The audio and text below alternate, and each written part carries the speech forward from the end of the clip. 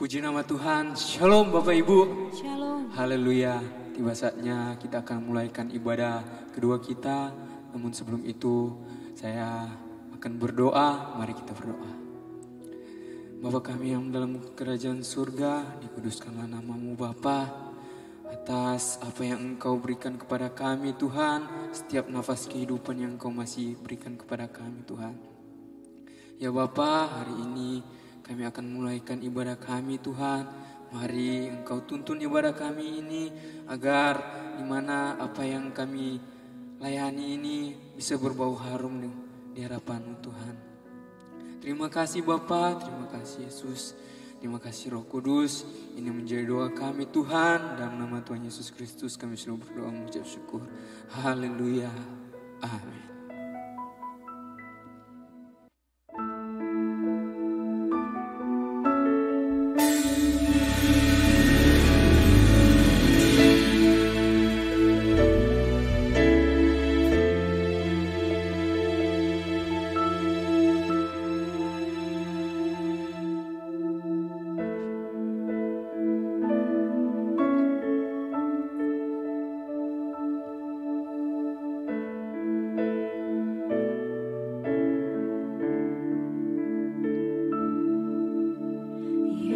Suka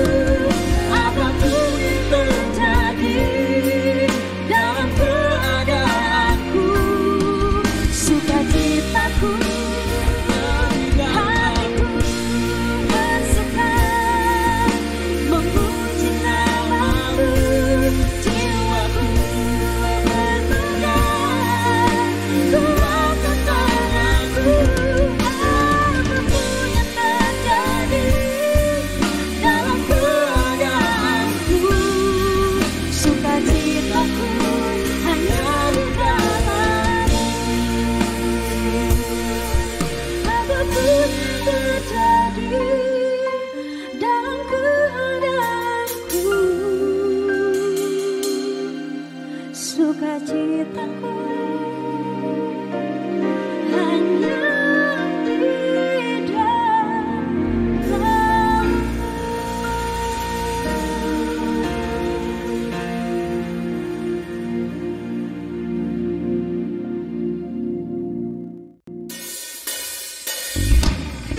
Haleluya. Mari Bapak Ibu sekalian kita memuji Tuhan, karena hanya Tuhan yang layak kita puji dan kita sembah. Amin.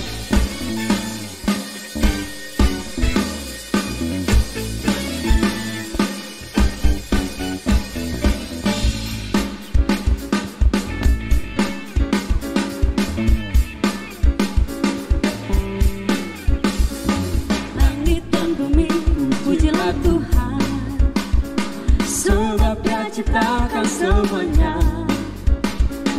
Keagungannya mengatasi langit bumi, semua sujud di hadapannya. Sekali lagi kita angkat pujian ini. Amin. Katakan langit dan bumi. Langit dan bumi, pujilah Tuhan, Oh, sebab Dia ciptakan semuanya. Keagungannya mengatasi langit bumi, semua sujud di hadapannya. Ku puji, ku sembah, ku puji, ku sembah Yesus Kristus Sang Penebus. Ku puji, ku sembah, ku puji, ku sembah Yesus Tuhan dan Rajaku. Ku puji, ku puji, ku sembah, ku puji, ku sembah Yesus Kristus Sang Penebus. Ku puji, ku sembah, ku puji, ku sembah Yesus Tuhan dan Rajaku. Katakan haleluya. haleluya, Amin. Haleluya. Amin. Haleluya. Amin.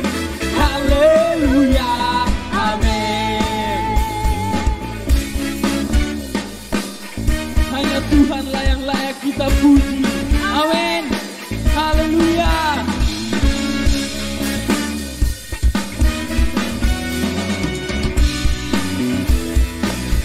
Mari sama-sama katakan. haleluya, Amin. Haleluya. Amin. Haleluya. Amin. Haleluya. Haleluya. Haleluya. Amin. Haleluya. Amin. Haleluya. Amin. Haleluya. Amin. Haleluya. Haleluya. Amin. Sekali lagi katakan haleluya. Amin. Haleluya.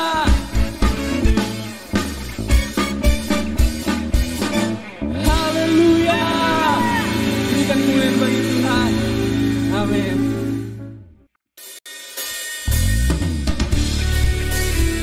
haleluya. Segala kemuliaan hanya bagi Tuhan. Amin. Malam ini kita mau bergloria buat Tuhan. Gloria bagi nama Tuhan.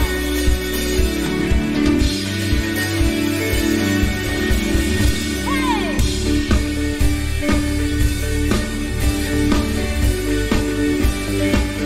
Kami mau datang membawa pujian bagimu Tuhan malam hari ini.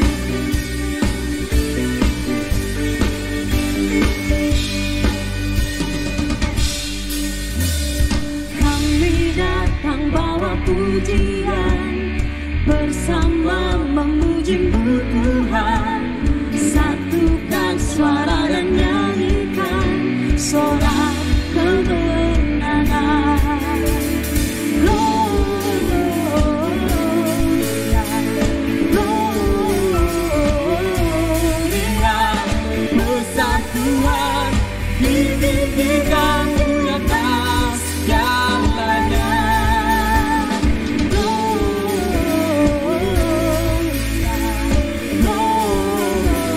Gloria, besar Tuhan, tinggikan pujinya ku Dia.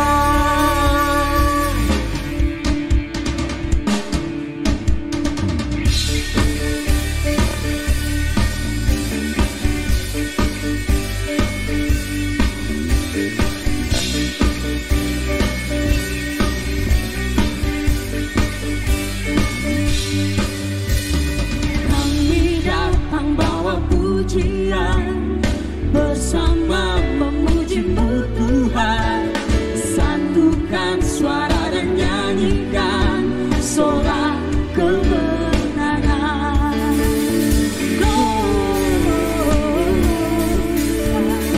Gloria,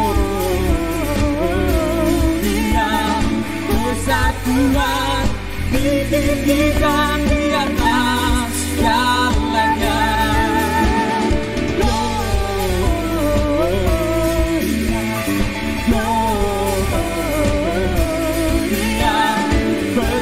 Tuhan ditinggikan pujinya Gloria.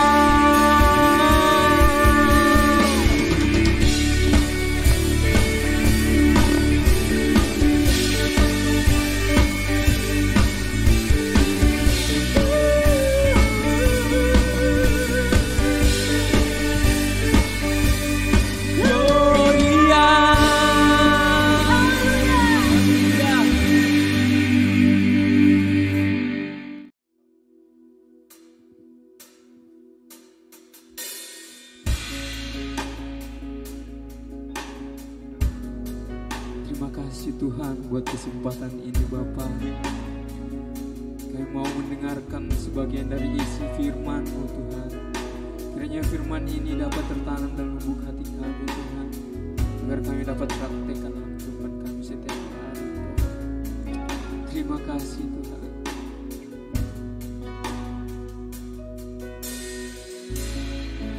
Saat ku tertunduk diam dalam hadirat-Mu, merenungkan kasih-Mu yang tak pernah hilang di hidupku, merenungkan firman yang menuntun jalan hidupku,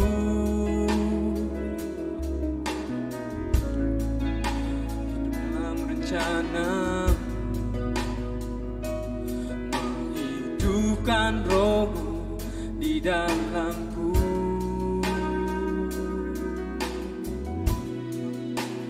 Ku mau lebih lagi mencintai-Mu, ku mau lebih dalam mengenal-Mu, hidup di dalam setiap kehendak-Mu,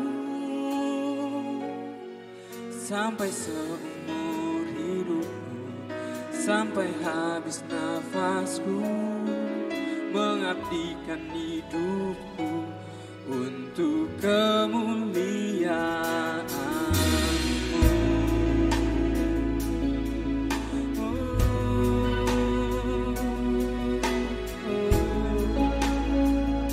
Mari sama-sama kita nyanyikan lagu ini. Saat ku tertunduk diam dalam hadirat-Mu, dalam hadirat-Mu, merenungkan kasih-Mu yang tak pernah hilang di hidupku, merenungkan firman-Mu yang menuntun jalan hidupku, hidup dalam rencana-Mu, menghidupkan Roh-Mu di dalamku. Mau lebih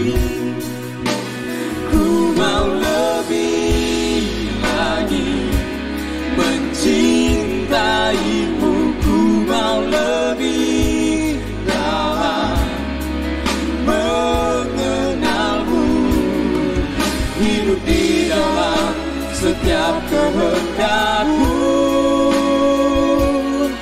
sampai seumur hidupku, sampai habis nafasku, mengabdikan hidupku untuk kemuliaan. Mau lebih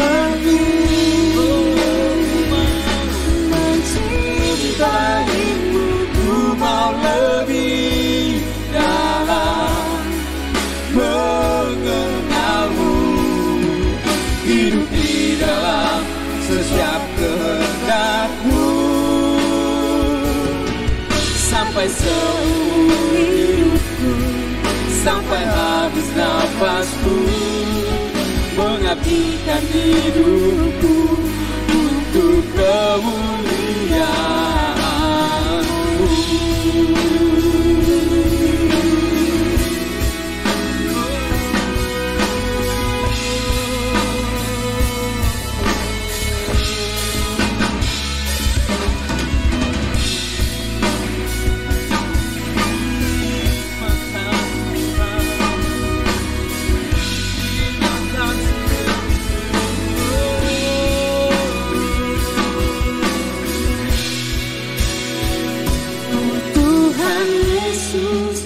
Kerinduan hatiku, mutiara tak nilai harta milik-Mu, keindahan-Mu memudarkan dunia, di mataku Engkau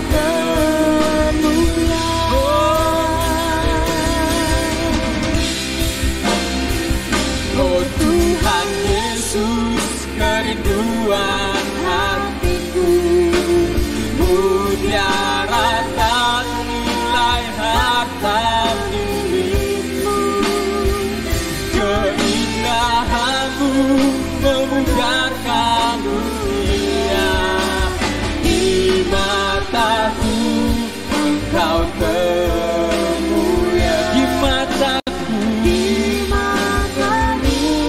Engkau mataku, Engkau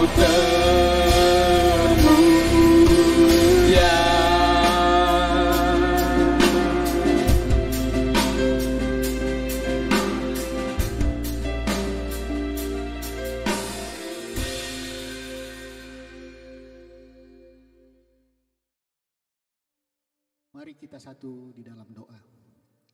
Bapa di surga, kembali lagi kami mau mengucap syukur kepadamu, berterima kasih karena Engkau baik, sungguh baik, sangat baik terhadap kehidupan kami. Terima kasih pada hari ini Tuhan, Engkau masih memberikan kami kesempatan di dalam kesementaran ini untuk tetap kami mengerjakan keselamatan kami di dalam takut dan gentar. Terima kasih Bapa, kalau juga pada malam hari ini kami mau mendengarkan firman-Mu, mau belajar.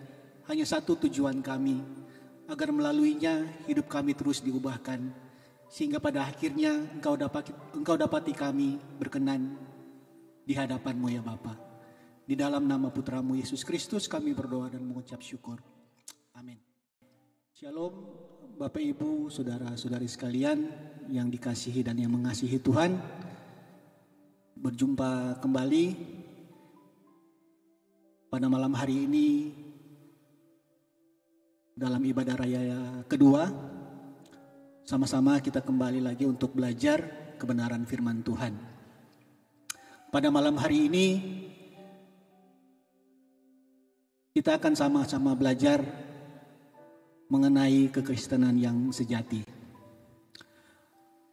Bapak Ibu, mungkin tema ini sudah tidak asing lagi karena di dalam beberapa kesempatan tema ini sudah berulang-ulang disampaikan. Cuman tentunya dalam berbagai versi, tapi tetap di dalam satu inti yang sama, yaitu kristosentris. Nah Bapak Ibu, seperti yang pernah dan selalu atau sering kita dengar melalui mimbar ini, diajarkan bahwa kekristenan adalah merupakan perjalanan hidup. Kekristenan sejatinya bukanlah sebuah agama, tapi yang benar adalah jalan hidup. Nah, di dalam kekristenan Bapak Ibu, kekristenan merupakan sebuah perjalanan yang di dalamnya memuat suatu perjuangan yang berat. Dan di dalam perjuangan yang berat ini menuntut pengorbanan segenap hidup tanpa batas. Mengapa dikatakan berat Bapak Ibu? Dan ini jelas dikatakan oleh Tuhan Yesus sendiri. Di dalam Lukas 13 ayat 24, Tuhan Yesus berkata, "Berjuanglah untuk masuk melalui pintu yang sesak itu. Sebab aku berkata kepadamu, banyak orang akan berusaha untuk masuk, tetapi tidak akan dapat." Dikatakan bahwa banyak orang yang berusaha tapi tidak dapat. Tapi yang diperlukan di sini adalah berjuang.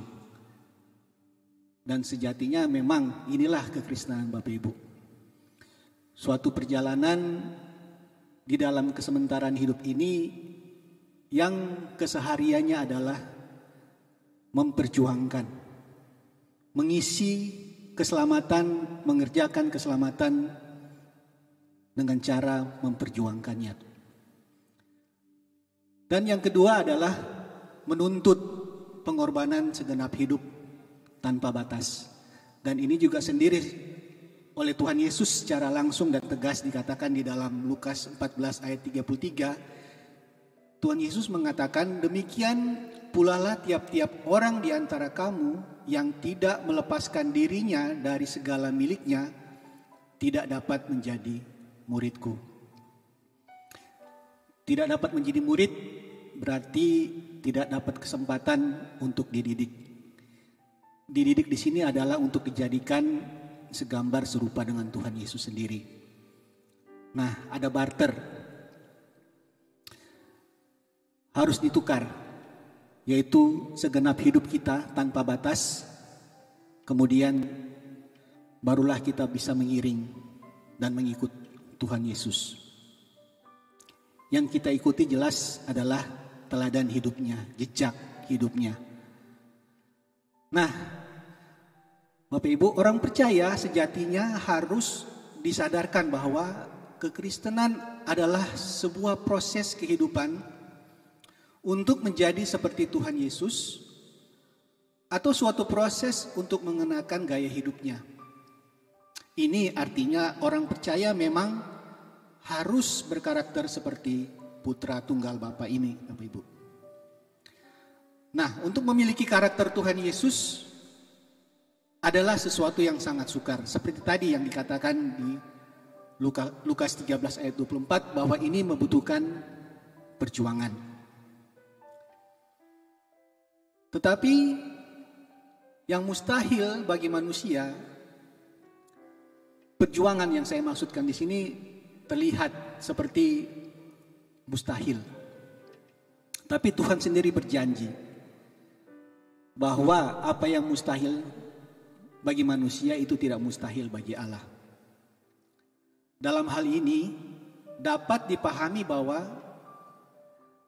memang benar sejatinya kekristenan itu bukanlah agama, tetapi sekali lagi jalan hidup. Perjalanan hidup melalui keseharian hidup kita untuk mengisinya dengan perjuangan. Perjuangan untuk mengenakan karakter Tuhan Yesus. Nah,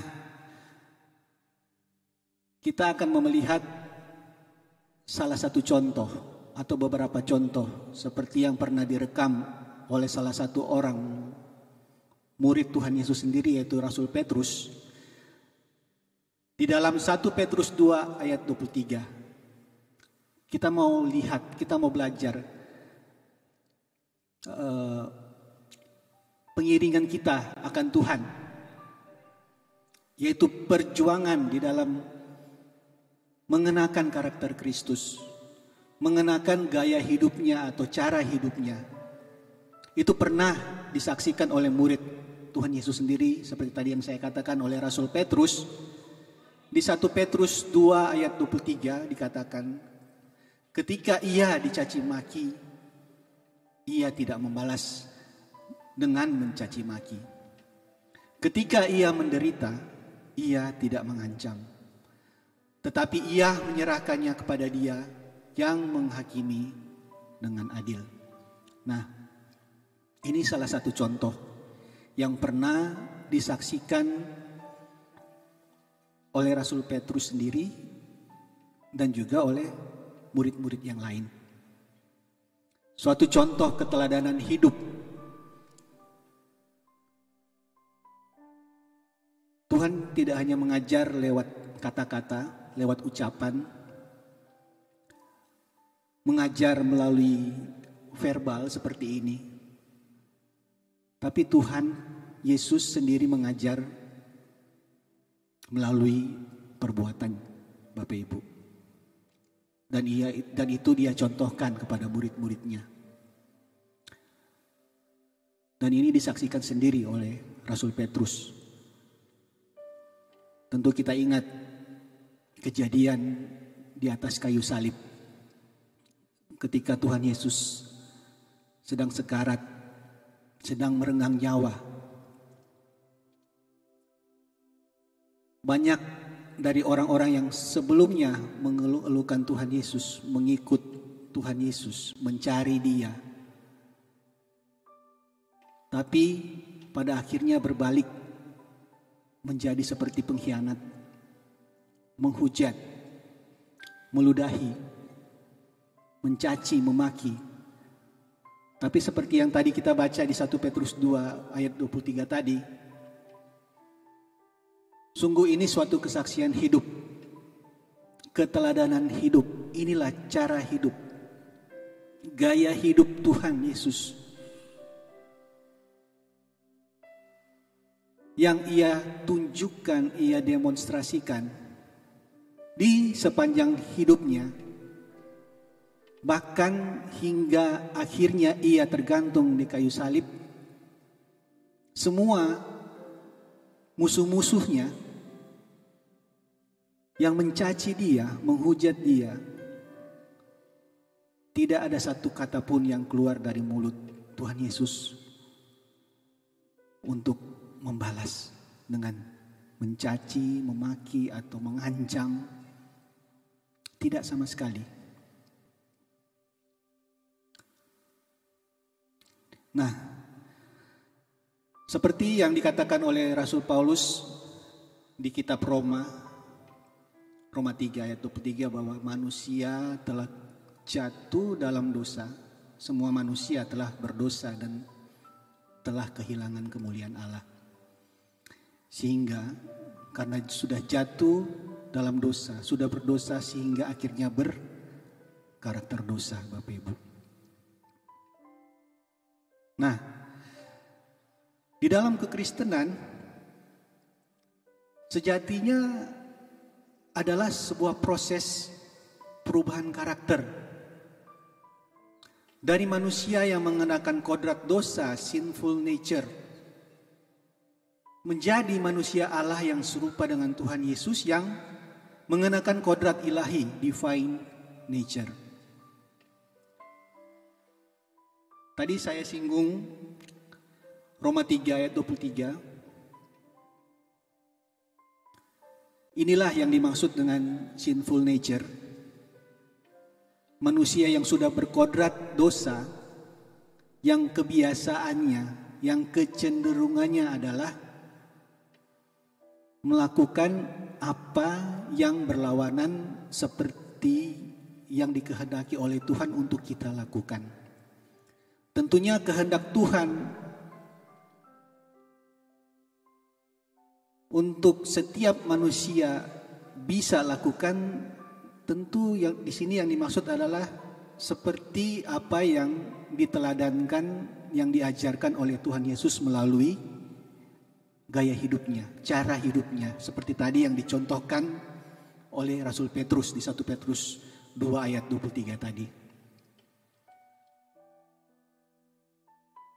Divine nature sejatinya memang sangat berlawanan dengan sinful nature. Oleh sebab itu, Bapak Ibu, inilah yang dimaksud dengan barter yang tadi saya maksudkan. Sebelum kita mau ikut sungguh-sungguh cara atau gaya hidup Tuhan Yesus, inilah hal atau satu aspek yang harus kita korbankan, kita lepaskan sebelum kita masuk kemudian mengikuti dan mengiring Tuhan. Sehingga kita boleh belajar mengenakan cara atau gaya hidupnya.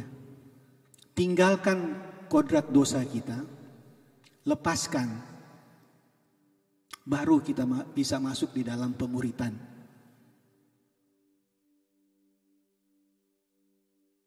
Jadi yang diharapkan di sini adalah hasilnya adalah kita tidak lagi akan menjadi manusia yang dualisme. Bisa hidup sekaligus dengan menggunakan dua karakter. Sehingga seolah-olah kita punya karakter ganda. Tidak bisa, Bapak Ibu. Seperti dikatakan oleh Tuhan Yesus sendiri bahwa seorang hamba tidak bisa mengabdi kepada dua tuan. Harus memilih salah satu. Dosa itu selamanya tidak bisa bersatu dengan kekudusan. Jadi, tidak ada cara lain selain kita harus meninggalkan cara hidup kita yang lama, kemudian baru kita bisa mengenakan cara hidup yang baru. Nah, seperti tadi yang dicontohkan oleh Rasul Petrus di 1 Petrus 2 ayat 23 tadi, kita mungkin bisa lihat di dalam keseharian hidup kita ketika kita bertemu dengan orang-orang, atau bahkan kalau kita mau sadar, mau jujur dengan diri kita sendiri, kadang pun kita masih bisa dapati apa ya seperti yang dicontohkan oleh Rasul Petrus tadi, Bapak Ibu. Coba kita introspeksi diri. Pernahkah kita dicaci? Pernahkah kita dimaki? Pernahkah kita dibully? Pernahkah kita dijahati? Apa reaksi kita? Apa kecenderungan kita? Nah, kebanyakan, dan ini pun yang saya dapati di dalam kehidupan saya harus jujur Bapak Ibu, kecenderungan karena sudah bersinful nature, biasanya punya hasrat karena ada kedagingan, ego yang keluar, yang meluap. Sekaligus itu juga yang dinamakan dengan kesombongan, pride, harga diri. Kalau disinggung, pasti tersinggung. Kalau dilecehkan, pasti kecenderungan dan punya niat mau membalas. Inilah sinful nature Bapak Ibu. Dan ketika kita mau, sudah bertekad untuk masuk di dalam pengiringan kita kepada Tuhan, untuk benar-benar mau meneladani cara atau gaya hidupnya yang divine nature, berkodrat ilahi. Ketika kita memilih untuk masuk jalan ini, yang Tuhan katakan ini sukar, ini sulit karena bertentangan dengan daging kita. Seperti tadi yang saya katakan, ketika kita disakiti, kita dibully, kita punya kecenderungan untuk membalas. Karena kita merasa kita adalah someone.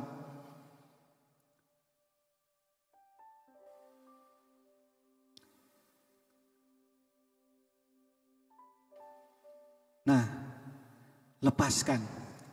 tinggalkan. Memang ini tidak mudah. Dan inilah perjuangan. Perjuangan untuk meninggalkan kedagingan kita, nature kita. Dan ini baru satu hal Bapak Ibu. Setelah kita mau berjuang, mau masuk di dalam perjuangan Tuhan untuk mengenakan karakternya, itu juga masih di dalam perjuangan. Tapi sebelum masuk di dalam perjuangan itu, kita harus terlebih dahulu melepaskan pride kita, kesombongan kita, sinful nature yang saya maksudkan tadi Bapak Ibu. Dan kita melihat kekristenan, Kristen seperti yang sudah atau sering dipaparkan, dijelaskan di sini bahwa Kristen adalah to be like Christ. Seperti Kristus. Seperti Kristus kayak apa sih? Kita lihat di Filipi 2 ayat 5 sampai 8. Filipi 2 ayat 5 sampai 8 bunyinya demikian. Saya bacakan Bapak Ibu. Ayat 5. Hendaklah kamu dalam hidupmu bersama menaruh pikiran dan perasaan yang terdapat juga dalam Kristus Yesus. Perhatikan baik-baik Bapak Ibu. Di dalam Kristus Yesus itu ada apa aja sih? Di dalam diri Kristus Yesus apa? Ada apa di dalam Kristus Yesus? Ayat 6 menjawab. Yang walaupun dalam rupa Allah tidak menganggap kesetaraan dengan Allah itu sebagai milik yang harus dipertahankan. Melainkan, ini ayat 7, melainkan telah mengosongkan dirinya sendiri dan mengambil rupa seorang hamba dan menjadi sama dengan manusia. Ayat 8, dan dalam keadaan sebagai manusia, ia telah merendahkan dirinya dan taat sampai mati, bahkan sampai mati di kayu salib.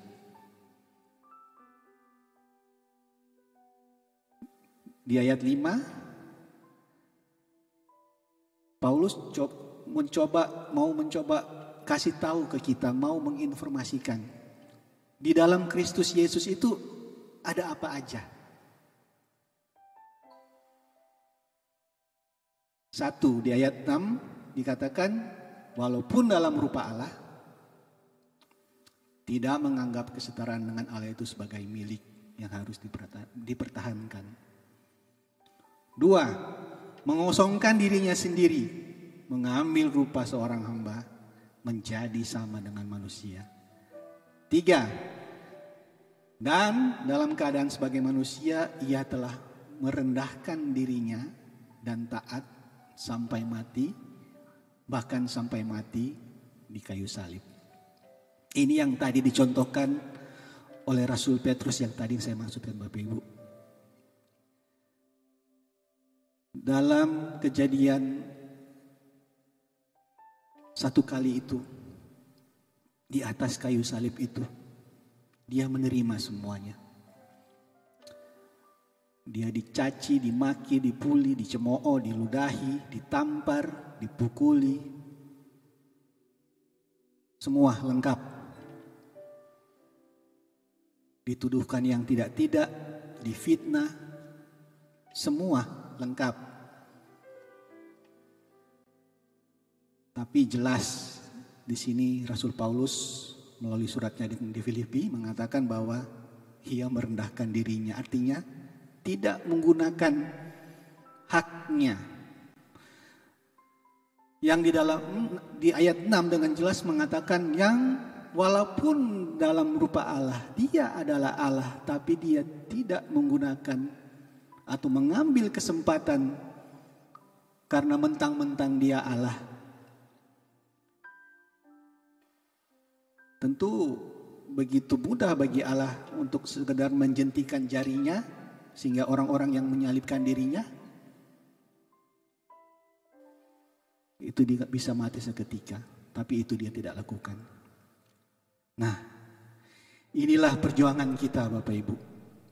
perjuangan untuk mengenakan karakternya. Memang tidak mudah, bukan? Susah, sukar, menjurus mustahil. Tapi Tuhan berjanji. Mustahil bagi manusia, tidak mustahil bagi Allah. Mudah-mudahan permenungan kita pada malam hari ini, Bapak Ibu, bisa menolong kita, membantu kita untuk tetap dengan setia, dengan tekun, memperjuangkan dan mengerjakan keselamatan kita di dalam takut dan gentar kepada Allah. Sola Gracia. Mari kita satu di dalam doa. Kami mengucap syukur, kami berterima kasih Bapa. Engkau baik, sungguh baik, sangat baik dalam kehidupan kami. Pada saat ini Tuhan, Engkau datang, Engkau hadir, Engkau melawat kami semua melalui kebenaran firman Tuhan untuk menegur dan mendidik kami. Tujuannya cuma satu, untuk mendatangkan kebaikan bagi kami Tuhan. Karena Engkau rindu, Engkau mau mendapati kami berkenan di hadapan-Mu Tuhan. Dan kami mau menyambutnya Tuhan, mau meresponinya dengan benar. Kami mau menyambut anugerah keselamatan yang sudah Engkau sediakan melalui Putra-Mu Kristus Yesus. Melalui keteladanan hidupnya, kami dengan sungguh-sungguh dan bertekad mau mengikuti jejak dan teladannya Tuhan. Terima kasih karena Engkau sudah begitu baik bagi kami Tuhan. Kami yakin dan percaya Roh Kudus-Mu akan terus selalu menyertai kami untuk membimbing, menuntun, dan mengarahkan kami Tuhan untuk membawa kami kepada dan ke dalam seluruh kebenaran-Mu. Terima kasih, kami sungguh bersyukur. Dan kalau pada saat ini juga Tuhan, kalau sesaat lagi kami mau menerima berkat daripada-Mu, kami juga mau mengucap syukur. Kami mempersiapkan hidup kami, mengarahkan hati kami, menadahkan tangan kami untuk menerima berkat yang daripada-Mu. Bapak, Ibu, saudara-saudari sekalian yang dikasihi Tuhan, terimalah berkat yang terbaik dari Allah Bapa, cinta kasih dari Tuhan Yesus Kristus, dan penyertaan penghiburan, kuat dan kuasa dari Roh Kudus yang selalu akan menuntun kita semua kepada kebenaran yang sejati. Di dalam nama Tuhan Yesus Kristus, kami sudah menerima berkat-Mu dan kami mengucap syukur. Haleluya, haleluya, amin.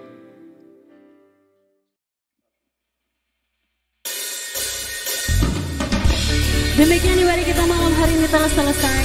Saya yakin dan percaya kita semua diberkati oleh Tuhan, amin. Sampai jumpa minggu depan. Sola Gracia.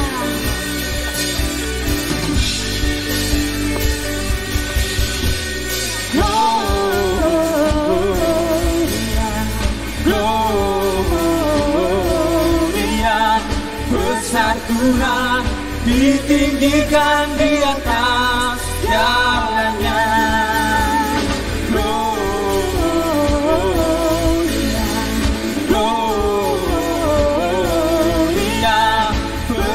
Tuhan, ditinggikan puji Dia